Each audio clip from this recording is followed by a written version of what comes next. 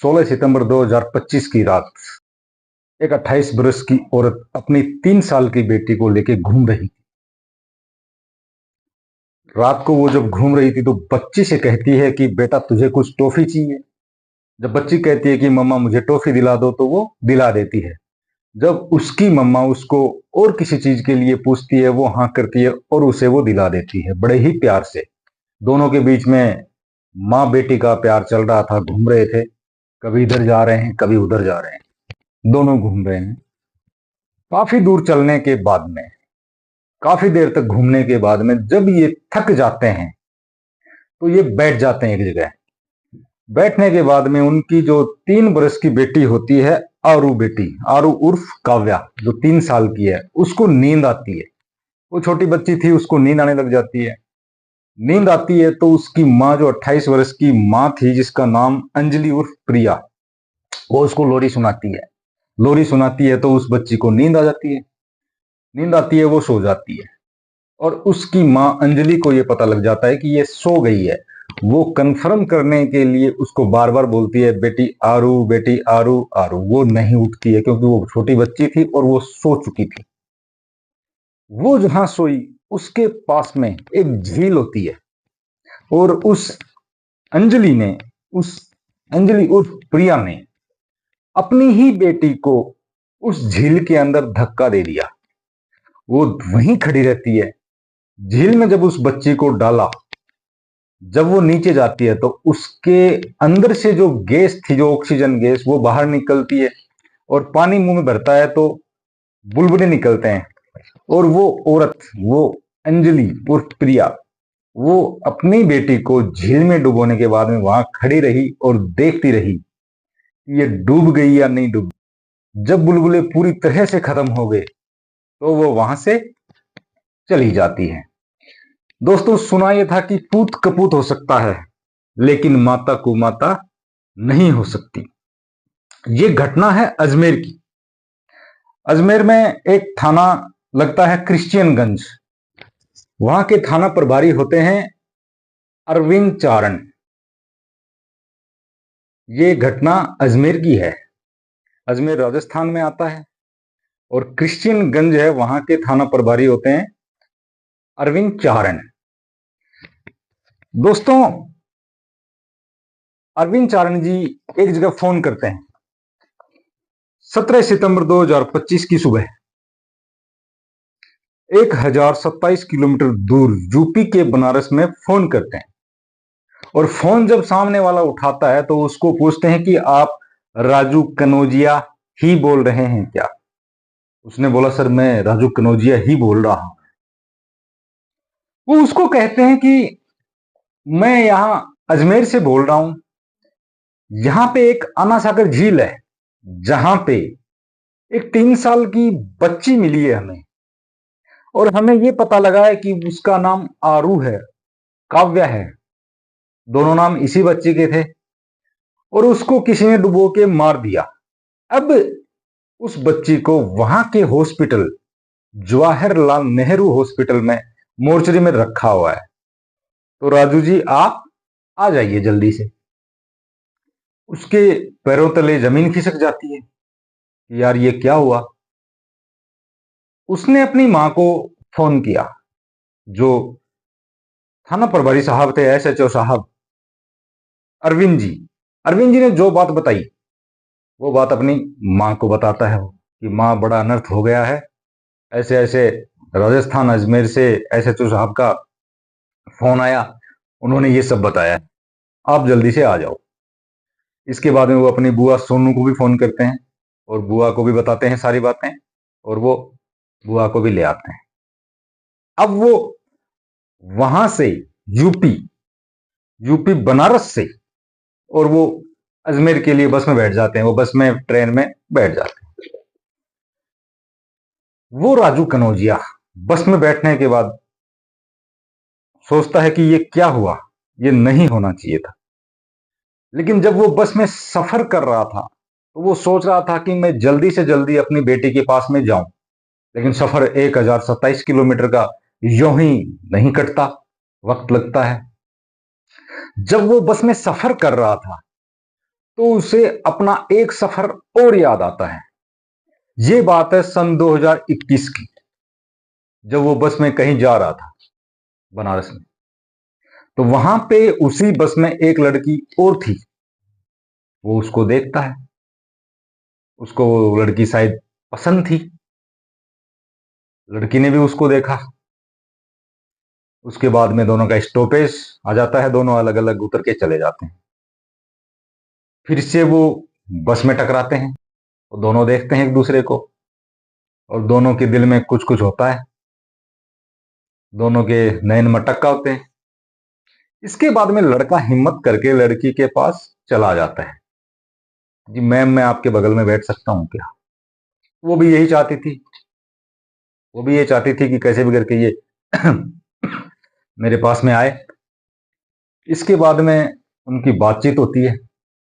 बातचीत होती है तो लड़का जो राजू होता है, वो उसको बताता है कि मेरे घर में पापा नहीं है, मेरी मम्मी है। ऐसे करके वो अपने घर के बारे में बताता है। इसके बाद में दोनों के बीच इश्क होता है, प्यार होता है, मोहब्बत होती है, और दोनों ने फैसला किया कि हम शादी करेंगे। तो दोनों शादी कर लेते हैं धूमधाम से। और दोनों के एक साल बाद एक बेटी जन्म लेती है, प्यारी सी बेटी, जिसको वो बहुत प्यार करते हैं। चाहे वो लड़के के घर वाले हो या लड़की के घर वाले, वो छोटी सी बच्ची, उसको सब प्यार दुलार करते हैं। वो सबका आंखों का तारा होती है। अब उसके बाद में लड़का जो राजू कनौजिया होता है, उसको कहीं काम के लिए दूसरी जगह जाना होता है।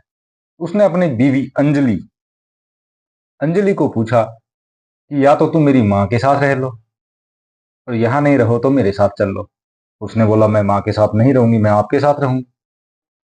राजू उसको ले जाता है। वहां रेंट पे रहते हैं वो लोग। रेंट पे रहते हैं तो वहीं जो ओनर हैं, उस मकान के मालिक हैं, उनका बेटा कल्पेश गुप्ता होता है। कुछ दिनों बाद में राजू जब काम पे गया हुआ था, उसको किसी दोस्त ने फोन किया कि भाई राजू, आज मैंने एक औरत देखी किसी और के साथ में, और वो सेम प्रिया भाभी जैसी लग रही थी। लेकिन राजू को यकीन नहीं हुआ, क्योंकि दोनों की लव मैरिज थी। और जब लव मैरिज होती है तो उसमें ट्रस्ट ही होता है। तो उसको यकीन नहीं हुआ। ठीक है यार, कोई बात नहीं है। उसके बाद में कुछ दिन बाद में फिर एक दूसरे दोस्त का फोन आता है कि राजू, मैंने एक औरत को देखा है, वो सेम प्रिया भाभी जैसी लग रही है। अब सोचने पे मजबूर हो गया, यार एक दोस्त तो गलत हो सकता है, क्या ये दूसरा भी झूठ बोल रहा है? लेकिन ऐसा हो नहीं सकता, सभी झूठ नहीं बोल सकते। कुछ दिनों के बाद में वो दिमाग लगाता है। वो अपना जान पहचान के लोगों को बोलता है, या ऐसे वैसे करके वो उसकी जानकारी जुटाने में लग जाता है। उसको भी शक हो गया कि मामला गड़बड़ है। उसने एक दिन प्लान किया कि आज इनको पकड़ते हैं। इसके बाद में वो एक दिन घर आता है, और घर आके बोलता है कि मेरी तबीयत कुछ ठीक नहीं है। शाम का वक्त था, वो काम से शाम को आया। अपनी बीवी अंजलि से बोला कि मेरी तबीयत कुछ ठीक नहीं है, मैं आराम करना चाहता हूं। वो लेट गया, उसने आंखें बंद कर ली। उसने सोने का नाटक किया, क्योंकि उसने पहले ही सोच रखा था कि मुझे तो आज इसको पकड़ना है रंगे हाथों। इसलिए उसने सोने का नाटक किया। उसकी बीवी अंजलि, उसने भी कंफर्म किया कि ये राजू जो उसका हस्बैंड है, ये सो चुका है, इसको गहरी नींद आ चुकी। वो चुपचाप सीढ़ियों से छत पे जाती है। छत पे कल्पेश गुप्ता, उसी घर के मालिक का बेटा, पहले से मौजूद होता है। दोनों मिलते हैं। जब वो जाती है तो उस पीछे पीछे राजू भी चुपचाप चले जाता है, क्योंकि उसका तो ये प्लान था उनको पकड़ने का। जब वो देखता है तो वो दोनों आपत्तिजनक हालत में थे।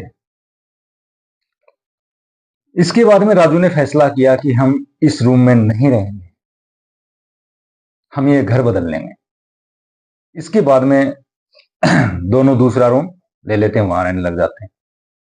राजू काम पे चला जाता है, लेकिन अंजलि कहाँ मानने वाली, वो उस कल्पेश गुप्ता से मिलती, बाहर मिलने चली जाती। ऐसे करके राजू से प्यार मोहब्बत कम होने लग गया आरती का, सॉरी अंजलि का, और कल्पेश गुप्ता से प्यार परवान पे चढ़ने लग गया। उसके बाद में वो अंजलि राजू को छोड़ के कहीं चली जाती है, उस शहर को ही छोड़ देती है। वहां कोई अता पता नहीं लगता राजू को, वो अपने साथ उस बच्ची को भी ले जाती है। और जब वो जाती है तो राजू कहता है कि मेरे यहां इस बच्ची को छोड़ दो, तुम्हें जाना है तो तुम चले जाओ। लेकिन वो ये कहती है कि बच्ची के बिना तो मैं रह नहीं सकती, और वो उस बच्ची को ले जाती है। काफी दिनों के बाद में जब वो उनको ढूंढने की कोशिश करता तो वो कहीं नहीं मिलते हैं। जब वो कहीं नहीं मिलते हैं तो वो थाने में जाके रिपोर्ट लिखवाता है कि मेरी बीवी और मेरी बेटी दोनों काफी टाइम से मिल नहीं रहे हैं सर, तो आप प्लीज उनको ढूंढ दीजिए। तो जब वो ढूंढते हैं और उस अंजलि को पता लगता है, तो अंजलि ने कह दिया कि मैं उस आदमी राजू से नहीं मिलना चाहती, मैं उससे मिलना ही नहीं चाहती हूं। अब राजू के पास में ऑप्शन क्या? राजू थाने में जाके कहता सर प्लीज मेरी बेटी को ला दीजिए। लेकिन वो समझाते हैं कि भैया बच्चे पहले अपनी मां के, बाप बाद में, कि मां सबसे ज्यादा केयर कर सकती है। ये सब उसके दिमाग में चल रहा था, वो पुरानी बातें 2021 के बाद से, जब वो अजमेर आ रहा था उस टाइम वो अजमेर आता है। JLN hospital, Jawaharlal Nehru hospital की मोर्चरी में उसकी 3 वर्ष की बेटी होती है जो मर चुकी है। उसको वो सीने से लगाता है कि ये क्या हो गया, रोता है, मन ही मन सोचता है कि अरे इसको क्यों मारा, मैं तो कह ही रहा था कि मेरी बेटी को मेरे पास में छोड़ दो। लेकिन वो बेटी अब मर चुकी। हुआ ये था कि 16 सितंबर 2025 की रात को सुबह 4 बजे के करीब पुलिस के 4 अधिकारी अपनी गाड़ी से जा रहे थे। रात को वो चेक करते हैं, पहरे देते हैं, उस हिसाब से करीब 4 बजे की बात है। तो आना सागर के आसपास एक औरत और एक आदमी दोनों घूम रहे थे। जब पुलिस वालों ने पूछा कि इतनी रात को 4 बजे तुम यहां क्या कर रहे हो, तो उसने बताया लड़की ने कि मेरा नाम अंजलि है सर, ये मेरे हस्बैंड है, और हम दोनों यहाँ होटल में रिसेप्शन का काम करते हैं। हमारे साथ में हमारी बच्ची थी सर, यहाँ बगल में सिटी हॉस्पिटल है, हम उसके पास में से गुजरे तो वहां से हमारी बेटी गायब हो गई। वहां के सिटी हॉस्पिटल के पास में एक नाला है, उसके पास से गुजरे तो हमारी बेटी गायब हो गई। गायब हो गई ये बात सुनी तो पुलिस को भी, और बेटी गायब हो गई। लेकिन आगे उस अंजलि ने कहा सर आप जाइए, हम हमारी बेटी को ढूंढ लेंगे। उनको ये बात, पुलिस वालों को ये बात पची नहीं, क्योंकि जब कोई मुसीबत में होता है तो वो पुलिस के पास में आता है, और यहां पुलिस खुद चल के आई है, और वो औरत कह रही है कि हम अपने आप ढूंढ लेंगे, आप जाइए। पुलिस को कुछ शक हुआ, ये कुछ ठीक नहीं है, कुछ ना कुछ दाल में काला है, या फिर पूरी दाल ही काली है। उसने ये बताया कि हम अजमेर के दाता नगर में रहते हैं, और जो मेरे साथ में है ये मेरे हस्बैंड है। तो पुलिस वालों ने जब सख्ती की, पुलिस वालों ने जब सख्ती से पूछा, तो उसने बताया कि सर, मेरी बेटी 3 साल की है, मैं शादीशुदा थी, मैं यूपी की रहने वाली हूं, राजू नाम के लड़के से मेरी शादी हुई, मेरी एक बेटी हुई। उसके बाद में हम जिस घर में रहते थे, वहां के ओनर के बेटे कल्पेश जी से मुझे प्यार हुआ और हम दोनों यूपी को छोड़ के यहां आ गए। और मुझे ये ताना मारते थे कि ये बेटी किसी दूसरे का खून है। रोज उसको ये सुनने को मिलता था। उसने अपने उस दूसरे प्यार को पाने के लिए अपनी ही बेटी को, आरू को, आना सागर झील में डुबो के मार डाला। पुलिस उसको अरेस्ट करती। वो राजू जब यूपी से आता है यहां, तो उस अंजलि से मिला भी। अंजलि ने बहुत बार कहा कि मैंने ये जानबूझ के नहीं किया है। वो राजू ज्यादा वक्त मिला भी नहीं उससे, लेकिन राजू ये कहता है कि तूने जैसे भी किया हो, तूने मेरी बेटी को मार डाला। मैं अब तुझसे कोई बात नहीं करना चाहता। मैंने तुझे पहले भी कहा था कि मेरी बेटी को मेरे पास में छोड़ दो, लेकिन तू नहीं मानी। दूसरे आदमी के चक्कर में तूने पहले अपना घर बर्बाद किया और अपनी ही बेटी को आज मार डाला। वो उससे मिलता भी नहीं है। दोस्तों, कहावत होती है कि पूत कपूत हो सकता है, लेकिन माता को माता नहीं हो सकती। लेकिन इस औरत अंजलि ने माता नाम के ऊपर एक कलंक लगा दिया। शहर में जिसको भी इस घटना के बारे में पता लगा, दिल दहल गया कि क्या कोई मां अपने 3 बरस की बेटी को इस तरह से मार सकती है। लेकिन आखिर उसने मार ही डाला। देश में जिसने भी इस बात को सुना, सबको बहुत बुरा लगा, क्योंकि ये कहानी दिल को झकझोर देने वाली कहानी है। ये कोई आम कहानी नहीं। बच्चे अपनी मां पे यकीन नहीं करें तो किस पे करें। लेकिन ये मां, ऐसी मां, पहला घर बसा नहीं पाई, दूसरे से बसाना चाहती थी। प्यार के बीच में बेटी आई, बेटी को मार डाला। अब उसकी जिंदगी कटेगी जेल में।